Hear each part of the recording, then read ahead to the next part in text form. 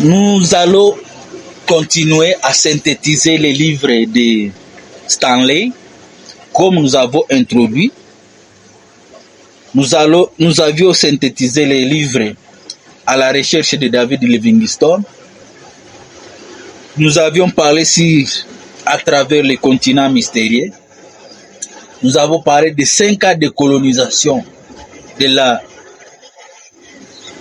du Congo, parce que pendant ces 5 ans, il y a eu des routes, des chemins de fer et l'amélioration des conditions de vie de la population. Nous allons développer cela lorsque nous allons parler de Léopold, de sa vision et qu'est-ce qu'il voulait nous donner comme legacy, comme héritage. Aujourd'hui, nous allons synthétiser les livres au secours d'Emin Pacha. Emin Pacha, il était gouverneur du Sud-Soudan actuel, mais malheureusement, il a été envahi par les Mahdistes qui voulaient l'assiéger. Et il n'y avait pas eu de contact avec l'Europe. Il ne donnait pas de rapport en Europe.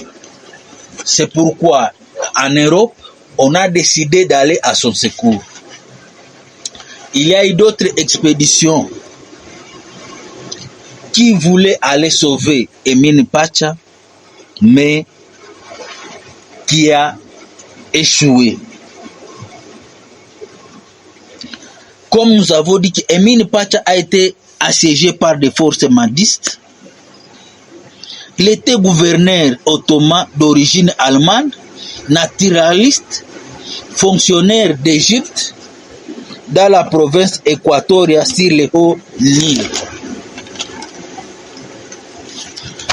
Il fut coupé du monde et assiégé par les Mahdistes révoltés, suscita l'inquiétude en Europe.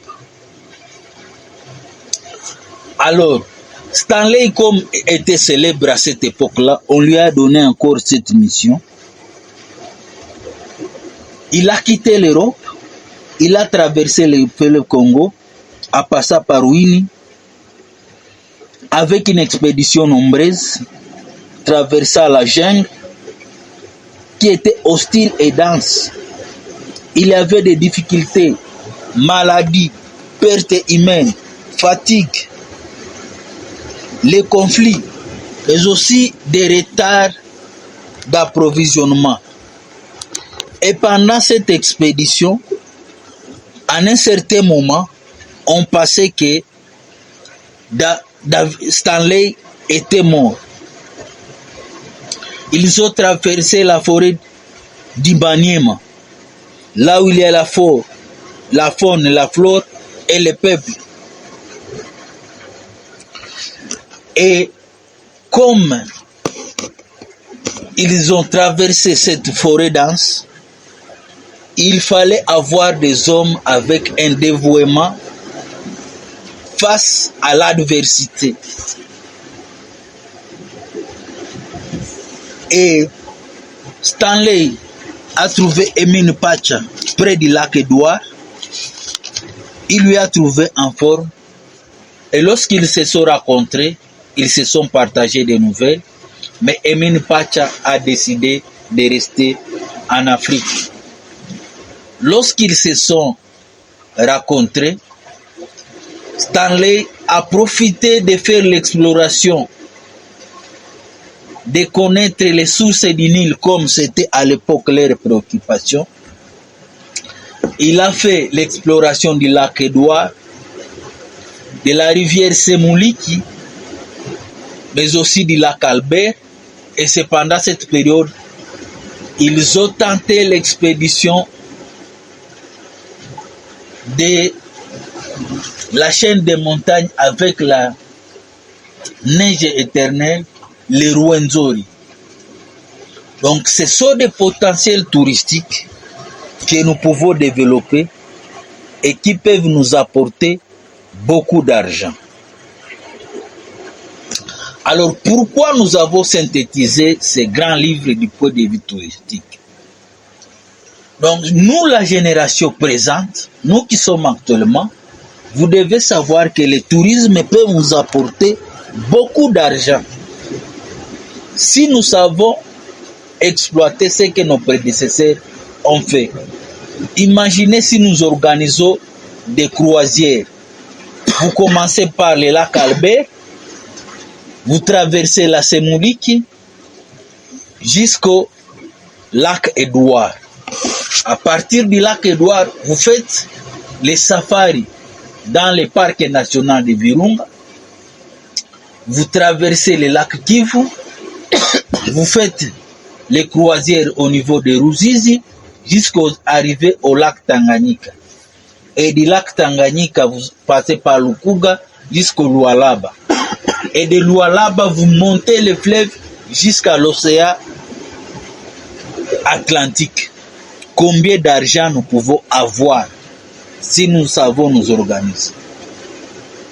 Est-ce que les chefs des divisions du tourisme qui se trouvent au niveau du Haut-Ouélé, qui se trouvent au Nord Kivu, au Sud Kivu, au Tanganyika, à l'Équateur, au Maïndombe, à Kinshasa, au Congo central, est-ce qu'ils ont cette vision de développer ce genre de tourisme pour améliorer les conditions de vie de la population?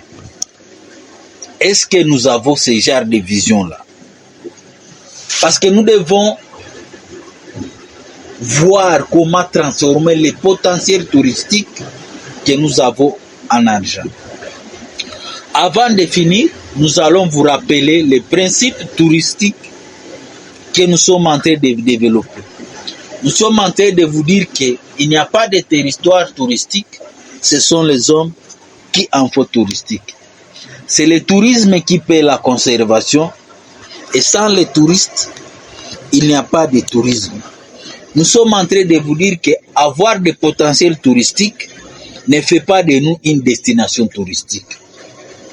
Mais aussi nous sommes en train de vous dire comment nous pouvons transformer les potentiels touristiques que nous avons en argent. Et à la fin, nous sommes en train de vous dire que avoir des potentiels touristiques ne fait pas de nous une destination touristique. Lorsque vous étudiez les potentiels touristiques de la République démocratique du Congo, nous avons plus de 1000 sites touristiques de premier ordre mondial, mais qui sont actuellement inexploités. Et c'est à nous de prendre conscience et de voir comment nous pouvons exploiter ces potentiels touristiques. Et si on ne fait pas attention, si on ne prend pas conscience de mettre terme d'abord à la guerre, mais aussi au déplacement interne, parce que cela bloque le développement d'un pays. On ne peut pas investir là où il y a la guerre, là où on sait qu'on va détruire les investissements. C'est ça ce que nous sommes en train d'enseigner à la jeunesse. Partout où nous passons, lorsque nous faisons nos conférences, lorsque nous enseignons, nous sommes en train de dire à la jeunesse, c'est très difficile de venir investir dans le tourisme en République démocratique du Congo avec ce genre de situation que nous sommes en train de traverser. Donc la guerre, les armes bloquent le développement économique d'un pays. C'est pourquoi nous sommes en train de vous dire que c'est nous pouvons apporter la solution. Parce que parfois nous comptons sur les autres pour résoudre des problèmes que nous pouvons nous-mêmes résoudre. Donc, la solution de nos problèmes doit commencer par nous. Si nous comptons pour les autres, alors qu'ils ont des agendas cachés, ils ont leurs propres intérêts, nous aurons des difficultés à sortir dans des problèmes que nous avons. Alors que nous voyons la génération qui est en train de venir, les enfants que nous sommes en train de mettre au monde, est-ce qu'ils vont traverser ce que nous sommes en train de traverser? Actuellement, nous nous lamentons qu'il y a 30 ans de guerre, 30 ans de réfugiés, 30 ans. Qu'est-ce que nous faisons en tant que génération présente pour améliorer que ceci ne puisse pas se répercuter sur les générations futures? c'est notre responsabilité de prendre conscience, de transformer le potentiel en argent. Merci de nous avoir suivis. Rendez-vous dans nos prochaines vidéos.